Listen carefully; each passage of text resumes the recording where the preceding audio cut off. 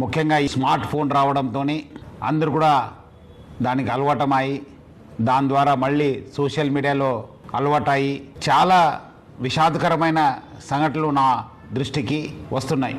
వాళ్ళు కథనాలు చూసిన తర్వాత చాలా అంటే చాలా బాధ అనిపిస్తుంది. సో అందుకు మీ ముందు వచ్చి కొన్ని మాటలు చెప్పాలని చెప్పి నేను అనుకున్నాను. ఆడపిల్లలు చాలామంది ఈ స్మార్ట్ ఫోన్స్ అలవాటు అయిన తర్వాత ఎవరో ఇన్స్టాగ్రామ్లో లేదంటే ఫేస్బుక్లో లేదంటే వాట్సాప్లో ఏదో రిక్వెస్ట్ పెట్టి ఆ రిక్వెస్ట్ పెట్టే ముందు అందమైన ఒక అబ్బాయి లేదంటే ఫేక్ ఫొటోస్ యూజ్ చేసి లేదంటే ఫిలిం స్టార్స్ ఫోటో యూజ్ చేసి వాళ్ళు డీపీ పెట్టుకోవడము, మన ఆడపిల్లలు వాళ్ళ ఒక రిక్వెస్ట్ని యాక్సెప్ట్ చేయడము, తర్వాత వాళ్ళతోని చాలా చురువుగా ఉండడము జరుగుతుంది. కొన్ని రోజు అయిన తర్వాత ఇట్లానే ఆ ఒక మాటలు వాళ్ళ ఒక పర్సనల్ ఫొటోస్ కావాలి, మీరు చాలా అందమై ఉన్నారు, చాలా స్వీట్ వర్డ్స్ చెప్పడంతో మన ఆడపిల్లలు కూడా ఏదో తెలియక వాళ్ళు పర్సనల్ ఫొటోస్ పంపడము. ఈ పర్సనల్ ఫొటోస్ పంపించిన తర్వాత దాన్ని ఆనే అబ్బాయి చేతిలో పెట్టుకొని ఒక రాక్షసుడిగా తయారవుతున్నారు. ఆ ఒక ఫొటోస్తోని బ్లాక్మెయిల్ చేయడము, లేదంటే నాకు ఫిజికల్గా కలవండి అని చెప్పడము, లేదంటే ఈ మధ్యలో డబ్బులు కూడా మీరు నాకు పంపించాలని చెప్పి చాలామంది ఆడపిల్లలు దొంగతనం చేసి లేదంటే వాళ్ళ సంపాదించిన డబ్బులతోని వాళ్ళకి పంపడం జరుగుతుంది.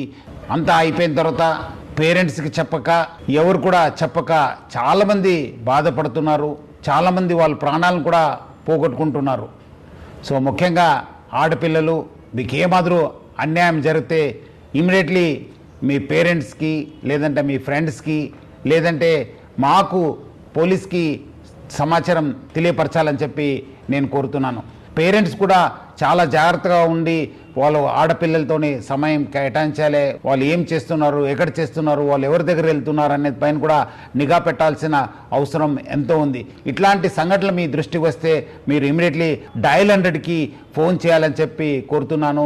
మీకు ఎక్కడాದರೂ అన్యాయం జరిగితే మీ వెంట ఎప్పుడు కూడా తెలంగాణ పోలీసు, మీ వెంట హైదరాబాద్ సిటీ పోలీసు ఎప్పుడు కూడా ఉంటుంది. చాలామంది అబ్బాయిలు అనుకుంటారు మనము సోషల్ మీడియా వాడుతున్నాను, మనం ఫేక్ డీపీ వాడుతున్నాను, ఫేక్ నెంబర్ వాడుతున్నాను, VPN వాడుతున్నాను అని చెప్పి చాలామంది అబ్బాయిలు అనుకోవచ్చు. కానీ వాళ్ళు ఎక్కడున్నా పట్టుకొని వచ్చే బాధ్యత తెలంగాణ పోలీసు మరి హైదరాబాద్ పోలీస్ పైన ఉంది. మీ అందరు కూడా తీసుకొచ్చి కటకటాల వెనక పెట్టే బాధ్యత మా పైన ఉంది.